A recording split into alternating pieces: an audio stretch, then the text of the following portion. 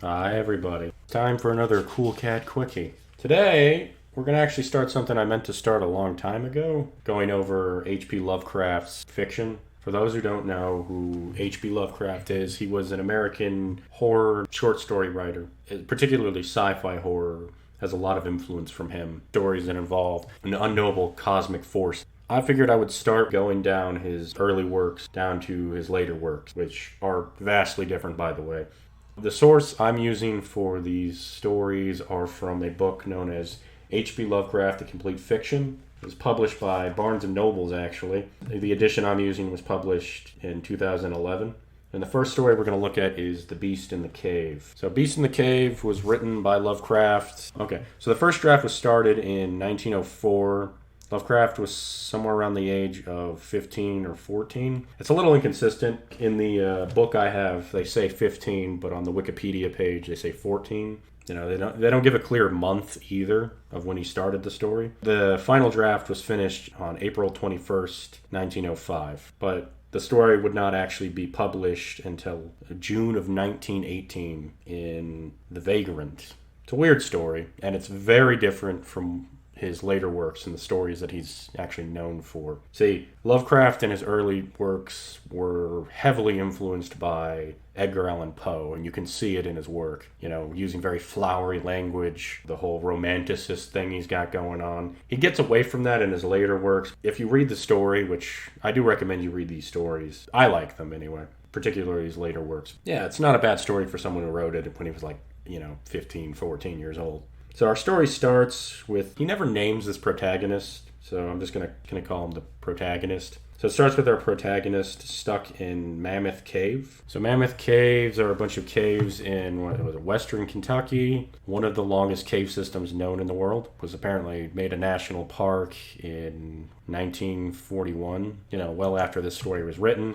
But I guess it was still pretty famous even back then. Our protagonist is in these caves, and apparently this guy's an idiot because he's pretty sure he's going to die. He's very proud, by the way. He goes on for like a page about how proud he is, that he's calm. He admits that this is pretty much his fault because he just decided that he wanted to just separate from his tour guide. His torch is running low, and it's likely that he's never going to be found. So his torch goes out, and he decides that he's going to start looking for help. So he starts searching around the cave, shouting for help. All of a sudden, he starts hearing footsteps. And at first, he's happy because he thinks it's the tour guide, but something's off about the footsteps. They don't sound human to him. As he puts it, they almost sound padded, like paws. Also, when he listens, at times it sounds like 2 footsteps, but at other times he thinks he can hear 4. He stops moving around, hoping that whatever this creature is, because he figures it's some kind of animal that got lost in the caves too. Still getting closer. He figures that it's tracking him by scent. So he decides that, this thing's going to find him. He's not going to just wait to die. So he grabs some rocks nearby. The creature is getting closer and closer. And keep in mind, the entire time this is going on, he can't see anything. Eventually it gets close enough that he can actually hear it breathing. So he throws this first rock, which misses. It causes the creature to stop for a minute, and then while it's trying to figure out what happened, he throws the second rock and hits it. So the beast is apparently wounded and on the ground. He can hear it breathing, because at first he's trying to go towards it, and he realizes it's alive. He doesn't want to go mess with it, so he runs off, and he eventually runs into the tour guide. And he's freaking out, he's sobbing, he's going on about, oh my god, I was lost, and there was a monster, right?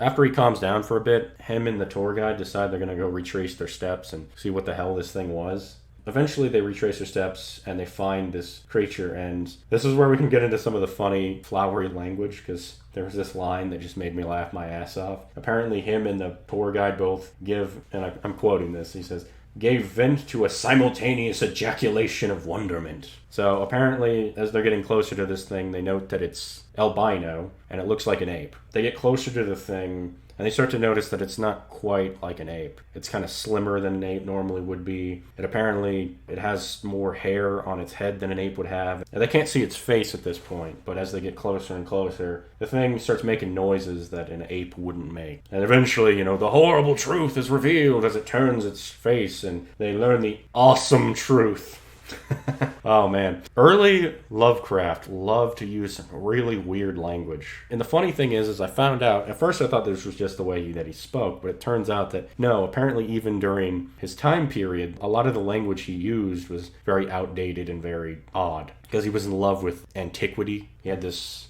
idea in his head that he was from a different time period. He was that kid. Real hard on for Edgar Allan Poe. But anyway, so they find out that apparently this creature had once been a man. And that's, the big plot twist. So it's not a very long story. It's like 4 or 5 pages, I think. It's not bad, I guess. Especially for like a kid at 15. It's better than anything I could have written. Luckily, the story doesn't get into some of the other themes we're going to get into with Lovecraft. Just right off the bat, if you guys don't know a lot about Lovecraft, a lot of his themes are about degradation of culture and race. I mean, I'm just going to be blunt here.